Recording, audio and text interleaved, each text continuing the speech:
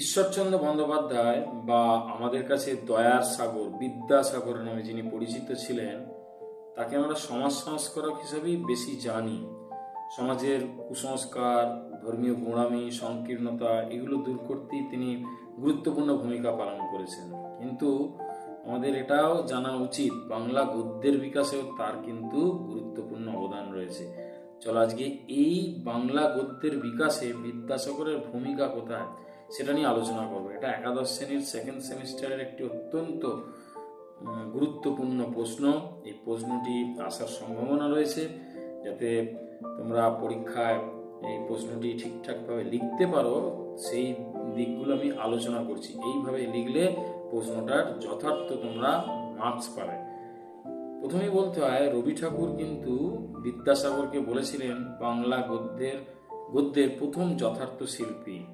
তিনি নিজে অনুবাদ করেছেন, মৌলিক রচনা করেছেন, শিশু পাঠ্য সমাজ সংস্কারকমূলক কিছু গদ্য রচনা করে গদ্য সাহিত্যকে সমৃদ্ধ করেছেন।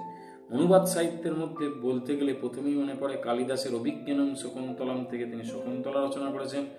বেতাল পঞ্চবিংশতি লিখেছেন, হিন্দি বেতাল বা বৈতাল 25 থেকে তিনি সীতার বনবাস লিখছেন, ভগবতীর উত্তরচরিত এবং বাল্মীকির রামায়ণের উত্তর কাণ্ডের অনুসরণে। ভ্রান্তিবিলাস লিখছেন তিনি ইংরেজি সাহিত্যের বিখ্যাত নাট্যকার শেক্সপিয়ারের কমেডি অফ এরর্সের অনুসরণে।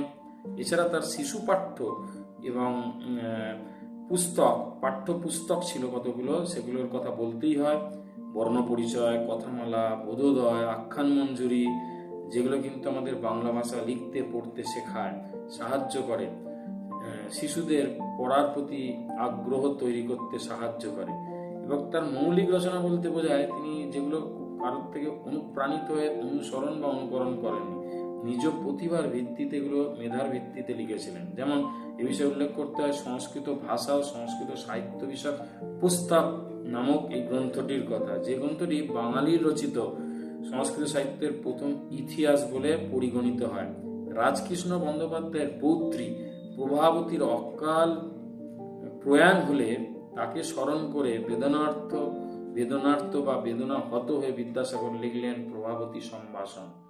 তিনি কস্যচিৎ উপযুক্ত ভাইপোষ্য এই ছদ্মনাম ব্যবহার করতেন।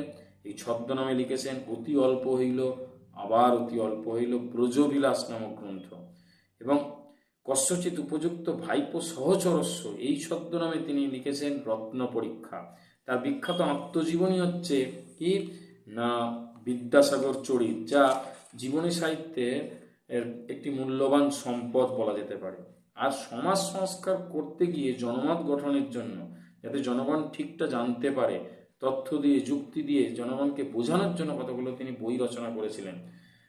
তার জন্য তাকে অনেক সমালোচনার শিকার হতে হয়েছে বটে। এই বইয়ের আলোচ্য বিষয় ছিল কি বিধবা বিবাহের পক্ষে যুক্তি, বহু বিবাহের বিপক্ষে যুক্তি। মানুষকে যুক্তি দিয়ে বুঝিয়েছিলেন। এই বইগুলো পড়ে মানুষ কিন্তু সঠিক সত্যটাকে সন্ধান করতে সমর্থ হয়েছিল। এই বিষয়ে তার বিখ্যাত দুটি বই, বিধবা বিবাহ প্রচলিত হওয়া উচিত কিনা এতদ্দি বিষয়ক প্রস্তাব, আর বহু বিবাহ রহিত হওয়া উচিত কিনা এতদ্দি বিষয়ক বিচার প্রভৃতি উল্লেখ্য।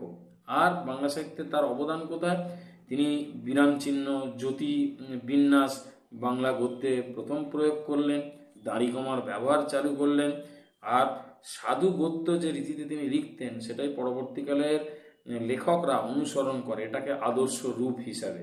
তাই সব মিলিয়ে বলতে পারি আমরা যে গদ্যের বিকাশে তার কিন্তু অবদান অনস্বীকার্য, যে অবদানের জন্য তিনি এক অর্থে আমাদের কাছে অমরত্ব লাভ করেছেন। এইভাবে লিখলে আশা করি তোমরা তোমাদের উপযুক্ত নম্বর পাবে। ভালো করে অডিওটা অনুশীলন করো, ভিডিওটা দেখো, বন্ধুদের মধ্যে শেয়ার করো, আর অবশ্যই পাশে থাকার জন্য চ্যানেলটিকে সাবস্ক্রাইব করো। ধন্যবাদ।